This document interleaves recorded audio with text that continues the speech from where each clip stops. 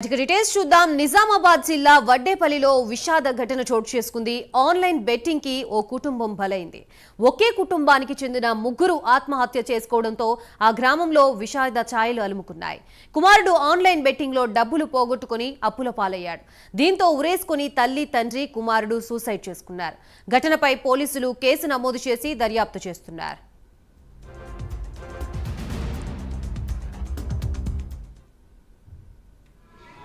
రంగనవేని సురేష్ హేమలత దంపతులు వారి యొక్క కుమారుడు హరీష్ వారందరూ ఫ్యామిలీ మొత్తం ఆత్మహత్య చేసుకోవడం, ఉరేసుకొని చనిపోవడం అనేది ఒక గ్రామస్తుడిగా తీవ్రంగా మమ్మల్ని కలిసివేస్తూ ఉంది.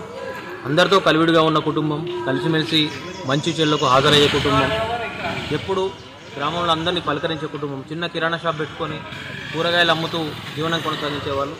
వాళ్ళ యొక్క కుమారుడు ఆన్లైన్ బెట్టింగ్లకు అలవాటు పడి ఆయన అప్పుల పాలు కావడం, ఉన్న అప్పులు తీర్చలేక కొత్త అప్పులు పుట్టక వారు మానసికంగా కుంగిపోయి వారు ఈ రకంగా ఆత్మహత్య చేసుకోవడం జరిగింది.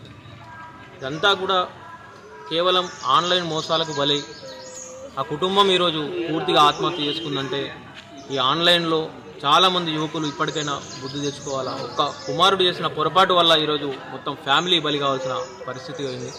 ఇది చాలా బాధాకరమైన విషయం. ఈరోజు మా గ్రామంలో చాలా అంటే అన్ని కుటుంబాలు కూడా విషాదంలో మునిగిపోయినాయి. ఇది అందరినీ కూడా మానసికంగా చాలా దిగ్భ్రాంతిలో ఉన్నాం. అసలు గ్రామంలో ఈ విధంగా జరగడం ఇది మొదటిసారి.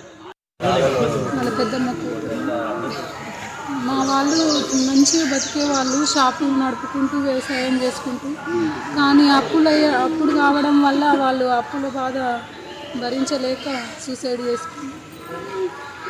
చాలా బాధాకరం. మీకు ఎట్లా అనిపిస్తుంది చనిపోవడం వల్ల? అప్పులు చేసి చనిపోవడం వల్ల మాకు చాలా బాధగా ఉంది. అది తీర్చలేని బాధ. కుటుంబాన్ని నష్టపోవడం అంటే ఎవరికైనా చెప్పరాని బాధ. ఆన్లైన్ బెట్టింగ్లకి గురై కుటుంబం మొత్తం ఆత్మహత్య చేసుకున్న ఘటన నిజామాబాద్ జిల్లాలోని వడ్డేపల్లిలో చోటు చేసుకుంది. ప్రస్తుతం ఇదే అంశానికి సంబంధించి మనకి పూర్తి సమాచారం అందించడానికి మా ప్రతినిధి రాజేష్ సిద్ధంగా ఉన్నారు. Rajesh,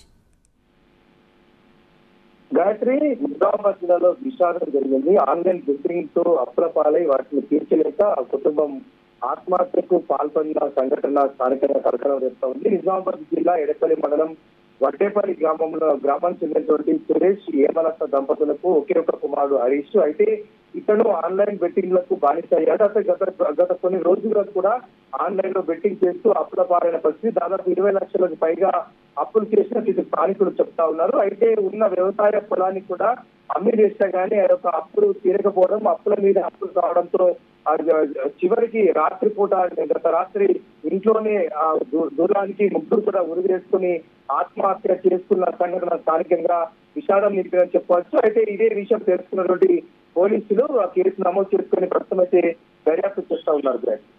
right, thank you Rajesh.